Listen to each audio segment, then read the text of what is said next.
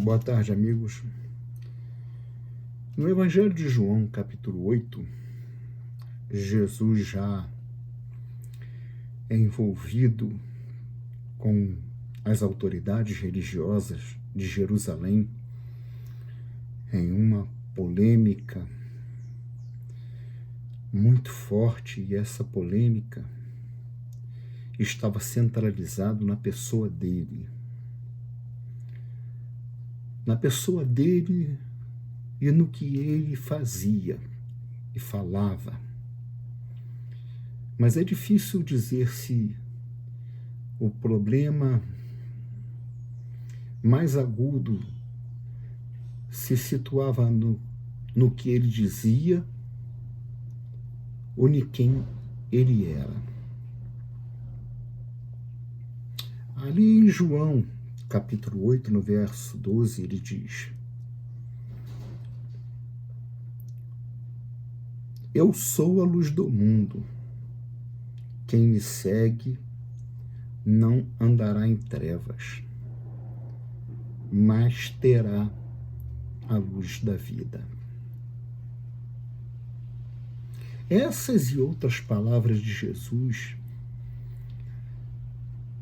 eram como que provocação para os rabinos, para os anciãos, os saduceus, aquela turma que formava a cúpula religiosa de Israel, que estendia sua influência sobre todo Israel, Jerusalém e cercanias. E Jesus usa no Evangelho de João, isso ganha um destaque muito grande, um destaque que não ganha em nenhuma das outras narrativas.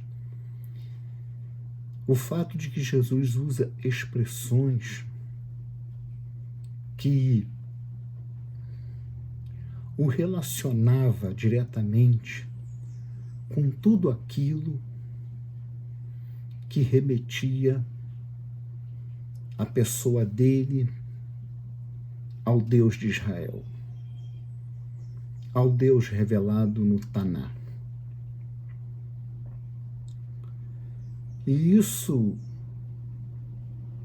associado ao fato de que Jesus tinha auditório, era muito complicado para a casta religiosa de Israel. Porque uma pessoa pode falar coisas importantes, coisas sérias, e nos dias de Jesus também, tal como hoje, mas se essa pessoa é um anônimo, vou usar como exemplo eu, né? Qual é a repercussão que tem do que eu falo? Praticamente zero, né?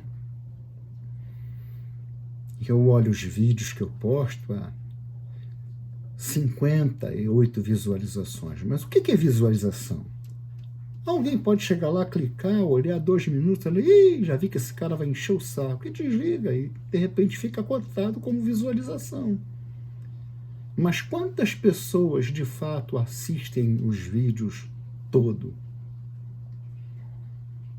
E talvez esteja aí a explicação para o fato de que nenhum retorno foi dado, com raríssimas exceções, né? Um amigo meu, por exemplo, professor de hebraico, que admira, gosta do meu trabalho,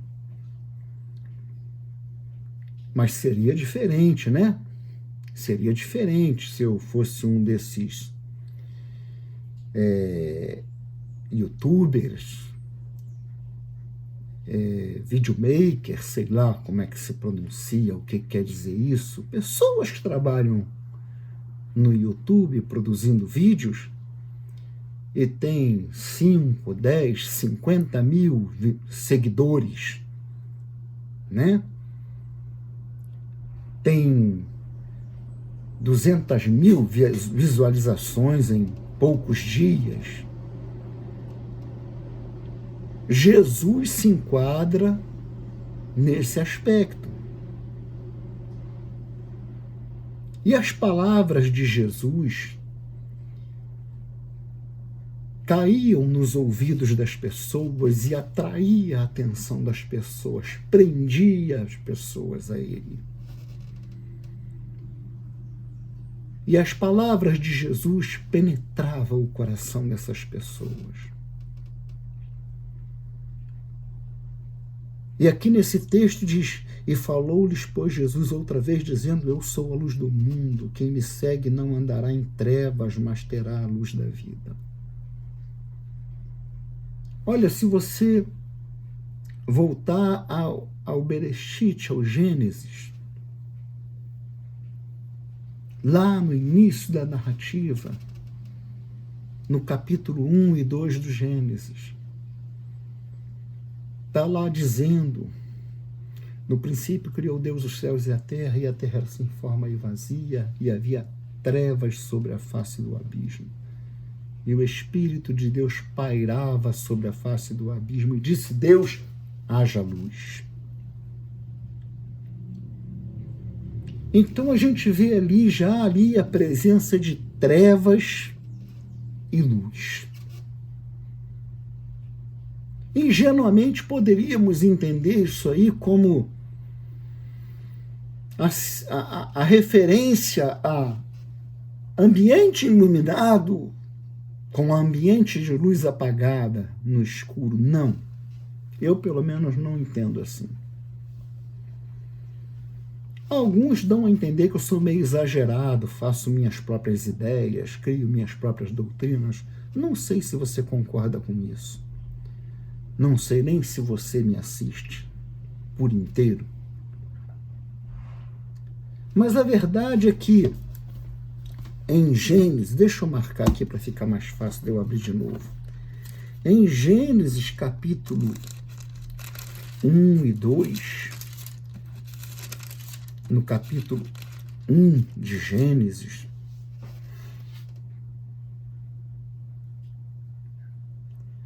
verso 2,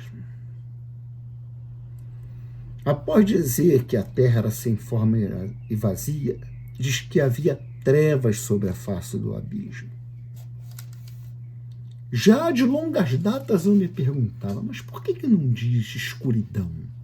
Será que no hebraico escuridão e trevas quer dizer a mesma coisa? Sempre. Nós sabemos que, pelo texto do Novo Testamento, pelas revelações de Deus no Novo Testamento, e até pelos ensinamentos que nós temos observado por vídeos postados no YouTube, de rabinos explicando que houve uma batalha no céu. No livro de Apocalipse relata que houve uma batalha no céu. Um arcanjo se levantou com seus exércitos contra um querubim rebelado, que nós conhecemos costumeiramente como Satã. Em Apocalipse ele é chamado de dragão. Dragão ali é uma serpente com asas, que nos remete também ao Gênesis, a serpente falando com a mulher.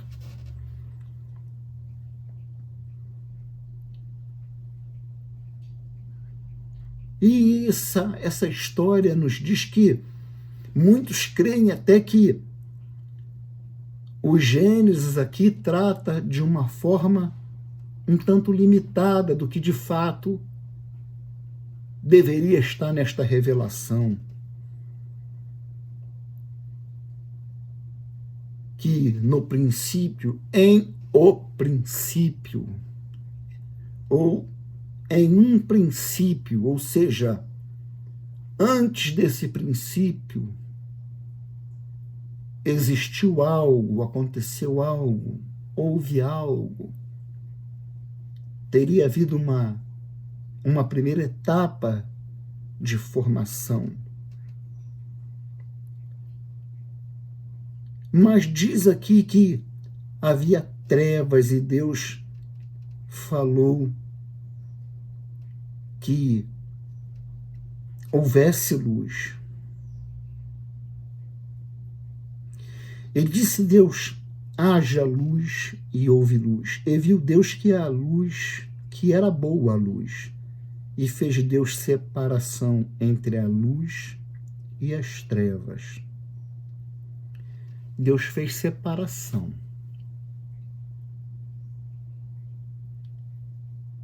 Se tivesse dito aqui, e Deus criou o sol, ou luminar, já que a palavra sol nem aparece na Bíblia, pelo menos não na Torá, o luminar que separou as trevas da luz, seria mais fácil a gente atribuir o conceito de escuridão a trevas. Acontece que a formação do luminar vai ser depois dessa declaração. O que nos permite pensar e indagar se essas trevas aqui é simplesmente ausência de luz ou é um habitat. Como eu disse, há muito tempo eu reflito sobre isso. E uma vez era inverno, chovia muito, eu estava aqui no ponto do ônibus na Cesário de Mello, esperando um ônibus 4h30 da manhã para ir para o trabalho. E tinha, parece que, faltado luz, e tinha um colega chamado Cruz, ele sentava sempre no primeiro banquinho ali perto da porta de entrada. Aí, quando eu estava entrando, ele falou: fala, irmão Enoque. Saindo aí do meio da escuridão, aí, eu não sei, eu não tinha planejado dizer aquilo, eu falei: da escuridão sim, mas não das trevas. Aí o banco atrás dele, o banco de 2 lugares estava vazio, eu sentei. Eu gostava sempre, de preferência, sentar em um banco vazio, porque eu andava sempre com minha pasta, com a Bíblia, com um livro na mão, para mim estudar no trabalho, já que eu tinha condições para isso. E ao sentar, eu falei para ele assim: porque trevas é habitação, escuridão é ausência de luz. Mas eu não tinha pensado, e depois aquilo ficou marretando na minha cabeça. Mas por que eu comentei isso com Cruz? Eu nunca estudei isso, eu nunca ouvi isso. De onde eu tirei isso, meu Deus? A gente fala essas coisas sem pensar, às vezes está falando bobagem. Isso faz muitos anos, faz uns 16, talvez 17 anos. Eu estou aposentado há 11 anos. Mas ontem à noite, na verdade, eu estava lendo Gênesis e eu me detive aqui muito, consultando no hebraico a palavra trevas, rocher, né? Rocher. Retim Rafsofit. E ela, ao longo das Escrituras, sempre é tratado como escuridão, ausência de luz. É uma palavra de presença muito abundante nas Escrituras. E no Novo Testamento hebraico é a mesma palavra que Jesus vai usar para se referir a trevas como habitat, como lugar de presença maligna, de trânsito de Satanás e de seus espíritos, e de lugares onde aqueles que não são de Deus, aqueles que não pertencem ao reino, agem, negociam, habitam. Então eu decidi vir falar sobre esse assunto. Aí fiz algumas anotações aqui, né? Essa palavra, a palavra rocher, trevas, né? É uma palavra que aparece em contexto, falando apenas de sombras, de escuridão, da ausência de luz, em vários aspectos. Mas também é uma palavra que vai aparecer com conotação muito negativa, com conotação espiritual. Eu separei alguns textos aqui, não pretendia ler, porque eu estou me esforçando, me empenhando, gente, para fazer vídeos curtos, né? Mas é meio difícil. Em Isaías capítulo, vai cair Isaías capítulo 29. Isaías capítulo 29 é um texto muito conhecido, porque os crentes gostam desses textos. Isaías 29, 18. O Eterno diz assim: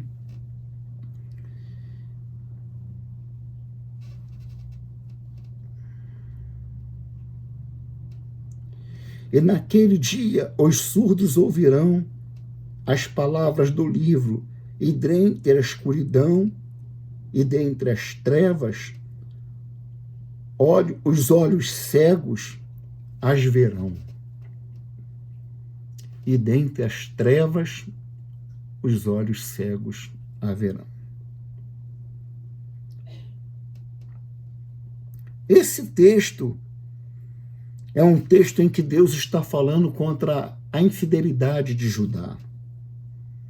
E a partir do 17, Deus começa a fazer promessas a um Judá que mergulhou em trevas tão profundas, em uma vida de pecaminosidade tão terrível, que Deus vai emitir seus juízos, mas ele depois começa a falar sobre um tempo de refrigério, um tempo de livramento. No verso 17 diz: porventura não se converterá o Líbano em um breve momento em campo fértil? E o campo fértil não se reputará por um bosque? E naquele dia os surdos ouvirão as palavras do livro, e dentre a escuridão e dentre as trevas os olhos dos cegos as verão. E os mansos terão gozo sobre gozo no Senhor, e os necessitados dentre os homens se alegrarão no Santo de Israel. Tem uma outra palavra também em Isaías 45, 7. Vamos ver aqui, Isaías 45, verso 7. Vou ler a partir do verso 6. Para que se saiba desde o nascente do sol e desde o poente, que fora de mim não há outro. Eu sou o Senhor e não há outro. Eu formo a luz e crio as trevas. Eu faço a paz e crio o mal. Eu, o Senhor, faço todas estas coisas. Eu, o Senhor, faço todas essas coisas.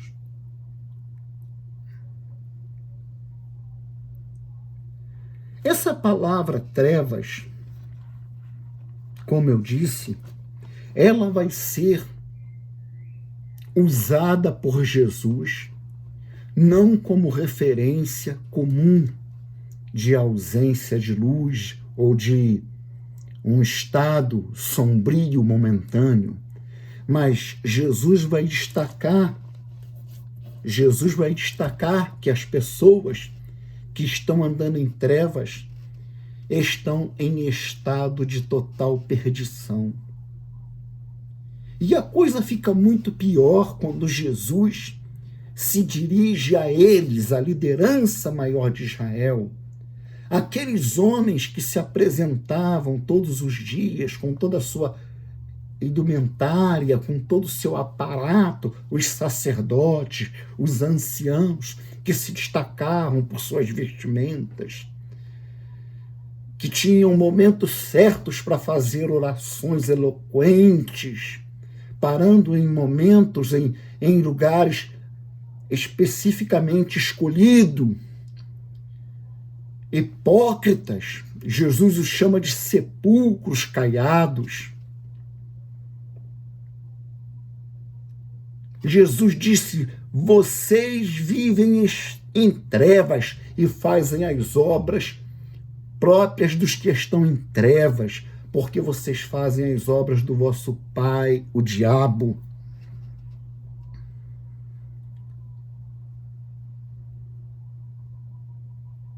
Jesus não estava falando de uma situação que não devesse chamar a atenção do homem que pisa sobre a face da terra. Hoje é muito comum nós tratarmos as questões como questões já solucionadas, já decididas, esclarecidas. Nós só precisamos reler e procurar fazer por onde. Nós devemos tomar cuidado para que não sejamos apanhados como aqueles que não se dão conta, mas estão vivendo em caminhos que fora traçado pelo inimigo de nossas vidas, pelo inimigo do objetivo para o qual Deus se fez carne e veio a este mundo. Sendo mais objetivo, para que a gente não esteja comendo o que foi regurgitado pelo paganismo romano, que decifrou as doutrinas segundo os seus ideais, segundo os seus princípios, segundo as intenções espirituais daqueles a quem ele serve, daquele a quem ele serve. Vivemos aí seguindo a nossa vida, como nós temos visto, que não temos, aliás, temos sido pessoas que não temos conseguido fazer diferença entre viver na luz ou estar em trevas. Estamos acabando de passar por um processo político em que, de um lado, um homem vai para a Bahia, se oferece de corpo e espírito a Satanás, pedindo que Satanás conceda a ele a regência desse país, o governo desse país. Do outro lado, nós tínhamos uma figura que, indecisa, confusa na sua presença como pessoa, que não faz parte do reino dos céus, nunca foi conhecido como um homem que entregou a sua vida e o seu coração ao Messias, sendo um membro do reino dos céus, se envolvendo, entrando pelo meio evangélico e causando manifestações, concentrações de pessoas emotivas, levantando as mãos com choro, cânticos sentimentais, envolvendo emoções na mente e levando pessoas às lágrimas. E assim estava a situação. De um lado, uma pessoa assumidamente com seu coração, com seus projetos alinhados com as ideias do diabo, de Satanás. E do outro, alguém que, embora não fizesse isso, também não pertencia ao reino dos céus, porque não podia ser uma pessoa apresentada como um homem de Deus. E por que as multidões daqueles que se dizem, como se costuma usar a expressão, Igreja do Senhor Jesus, abraça, acolhe, levanta orações, clama, e fica a ideia do combate entre as trevas e a luz? E que vergonha, porque no final as trevas prevaleceram sobre a luz, ou sobre aquilo que se dizia ser a luz. pergunto a você, como tem sido a sua vida? Você tem vivido em luz? Você tem andado na luz? O Senhor nos ensina que aquele que anda, que ande de dia, porque de dia tem a luz. E aquele que caminha, vê por onde caminha, não tropeça e cai. Aquele que anda na noite, tropeça e cai. Ele clama aqui: eu sou a luz do mundo, quem me segue não andará em trevas. A questão é, quem é que segue? A pessoa pega um trecho da palavra e diz: e conhecereis a verdade vos libertará. Aí o pessoal, é de Deus.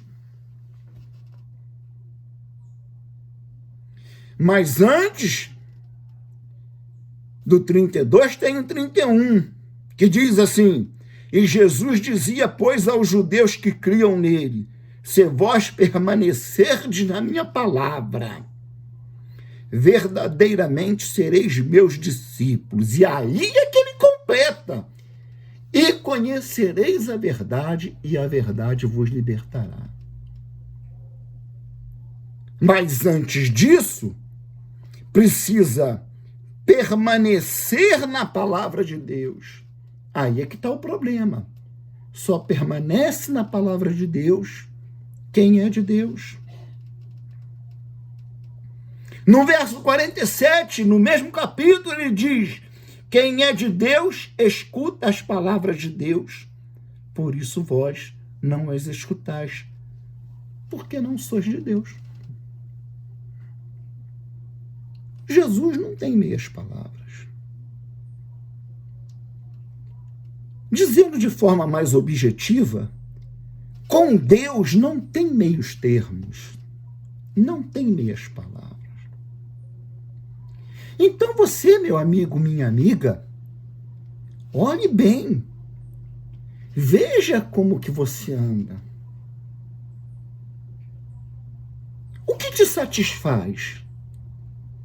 É se dizer membro de uma igreja? Ah, eu sou membro da igreja tal, eu congrego na igreja batista, na igreja metodista, Mas afinal, você, como está a sua vida? O que reflete a sua vida? É um andar em luz ou um andar em trevas?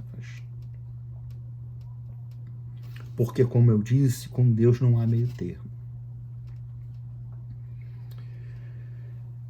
Para não me estender muito e fazer finalmente desse vídeo um vídeo curto, eu vou desprezar as anotações que eu fiz aqui e vou convidar você a abrir a sua Bíblia em Êxodo capítulo 10, para lermos sobre a 9ª praga.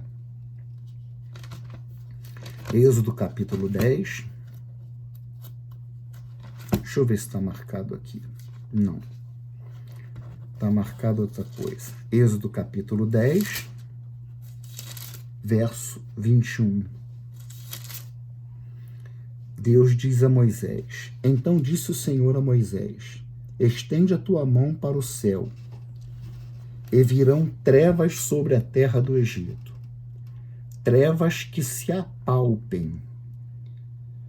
E Moisés estendeu a sua mão para os céus, e houve trevas espessas em toda a terra do Egito por 3 dias.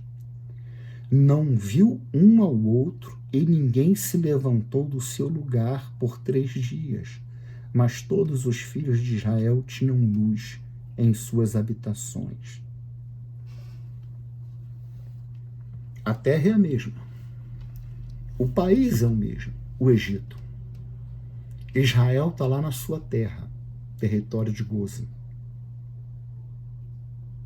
Moisés está trabalhando, levantado por Deus para tirar Israel da posição de escravo do Egito, levá-lo para o deserto para depois transformá-lo em uma nação. E nesse momento Deus faz uma coisa que é muito importante nós refletirmos sobre isso. Deus mandou uma praga de trevas sobre os egípcios. E não eram trevas comuns. Eram trevas apalpáveis. O que é isso? Os cientistas da NASA e de todas as estações espaciais estão examinando sobre a descoberta de uma massa escura no espaço. De que em certa posição do espaço sideral existe algo como uma massa negra, que eles chamam de massa escura. Esse processo que Deus fez sobre o Egito não foi simplesmente apagar a luz do sol, evitar a luz das estrelas. Deus não nublou o tempo de tal forma como a gente vê por aqui, que parece que o dia virou noite. Não se trata disso. Refletindo a natureza do Egito como povo e como nação e como liderança e como povo que constituía, a religião que constituía, Deus mergulhou em uma treva. A situação é tão extraordinária que nós podemos inferir do texto hebraico que esse tipo de treva que Deus emergiu o Egito nela, ela caiu de repente e os homens tiveram que ficar onde estavam. A coisa é tão crítica que as pessoas perderam a noção de direção, senso de direção e noção de espaço. Os animais, os homens não podiam se mexer, ainda que acendesse uma vela na frente do seu nariz, eles não conseguiam enxergar nada. Enquanto ali do lado, no mesmo país, na mesma terra, havia um povo que estava em luz, porque era o povo de Deus. Você que vive no Brasil que existe o povo que anda em luz, mas também existe o povo nesse mesmo território, nesta mesma nação, que está em trevas tão densas, que elas não sabem o que são, não sabem o que fazem, se guiam por qualquer coisa, vão com as massas, sabe? Gente que, amanhã é passeata para Jesus, vamos lá. Milhares de pessoas na Avenida Brasil. Gente que, não obstante, já tenha dito que entregou sua vida a Jesus, mas ainda por razões pessoais e de cunho íntimo, de foro íntimo, continua simpatizante ao movimento LGBT, quando tem a passeata gay, se dizendo crente, está lá indo, marchando, levantando a bandeira do arco-íris. Como está a tua vida? O Senhor Jesus diz a você: eu sou a luz do mundo, e quem me segue não anda em trevas, mas terá a luz da vida. Jesus está remetendo, nas suas palavras, ele está remetendo o seu ser e a sua pessoa ao Deus da criação, ali na Torá. E os rabinos e as autoridades entenderam bem isso. E é necessário que você entenda isso. É necessário que aqueles que se identificam como pessoas salvas em Jesus, o Mashiach, falando na tradução do hebraico, Yeshua HaMashiach, que quer dizer Yeshua, o Messias, Jesus, o Messias, o Santo dos céus, o Deus que se fez carne, aquele homem que estava ali, que podia ser apalpado, que podia ser pego e que por fim foi apanhado, surrado, esfolado e colocado numa cruz. é o mesmo homem que a palavra diz coisas como o que está dito em Colossenses.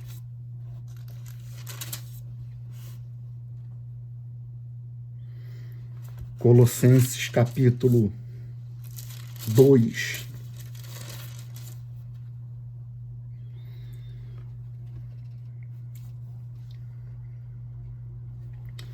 Capítulo 1.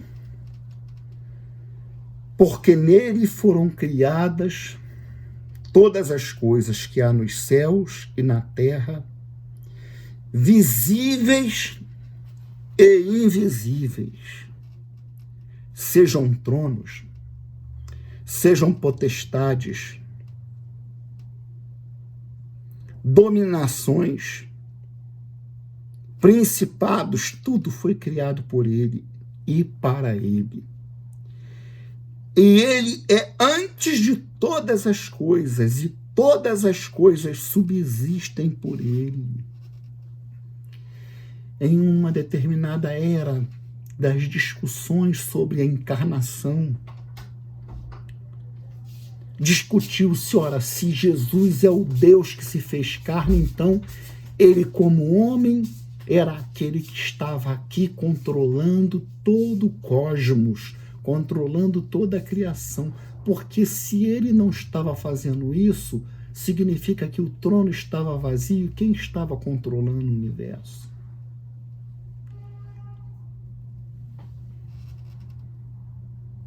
É esse Jesus que você diz que te salvou. E é esse Jesus que clama: eu sou a luz do mundo. Quem me acompanha, quem anda comigo, não anda em trevas, mas nele está a luz da vida. Irmão, irmã, reflita sobre sua vida. Reflita sobre a sua vida de convivência com as pessoas com quem você tem estado. Você é luz, tem se unido com outras luzes. Você tem manifestado a luz da vida aos que estão em sua volta, aos que têm contato com você.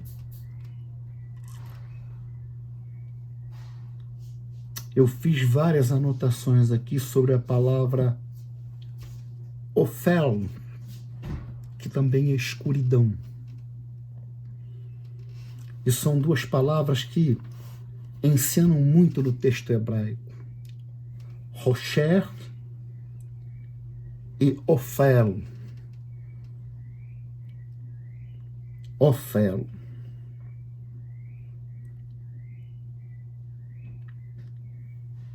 Mas eu vou parando por aqui, pedindo a você, crente, que pare a sua vida um pouco, reflita, porque estamos partindo a partir do dia de hoje para um futuro que nos reserva o que não causa nenhuma boa expectativa. Já está assumindo, muitos pensam que é em janeiro, nada, já está assumindo o governo do país pessoas que não têm nada a ver conosco, mas pelo contrário, são pessoas que querem nos destruir. E essas pessoas estão retomando ao governo do país, estão retomando o poder nas suas mãos. E estão com um ódio muito grande da gente, do povo de Deus, daqueles que professam a fé em Deus, na pessoa de Yeshua, daqueles que defendem as boas tradições, os bons costumes, a família, a honra. a hombridade. E esse será um momento que porá à prova a fé de muita gente. Porá à prova a fé de muita gente. Que Deus abençoe você e que você reflita sobre sua vida, sobre o seu viver. Pare em silêncio neste feriado, se coloque na presença de Deus, nessa maneira de dizer que temos o hábito de falar. Reflita em seu coração. Pense a respeito da sua vida, de você e do propósito para o qual Deus te chamou, que é ser luz, que é ser sal. E como luz, você precisa brilhar, você precisa estender sua influência, iluminando.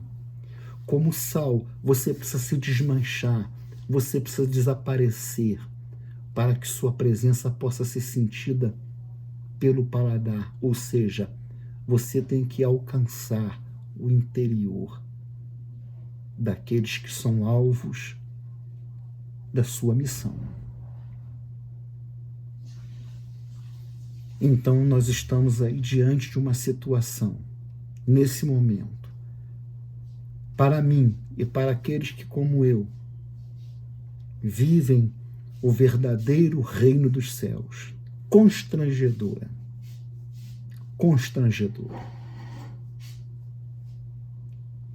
É o que dá quando se mistura o profano, o imundo, com o que é sagrado ou com o que se conceitua como sagrado. Colocou-se uma disputa do que é de Jesus contra do que é de Satanás. Que vergonha, o de Satanás venceu.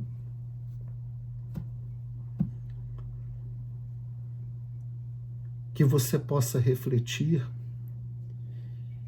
e que você possa, tendo essas minhas palavras falado ao teu coração, fechar a porta do teu quarto, falar com o Senhor e pedir ao Espírito Criador de todas as coisas que use a sua vida para fazer a diferença e não fazer o que foi feito nesses 3 últimos dias, que causa grande constrangimento e grande vergonha para quem verdadeiramente segue e representa ao Yeshua de Deus, ao Mashiach e ao seu reino. Que Deus te abençoe.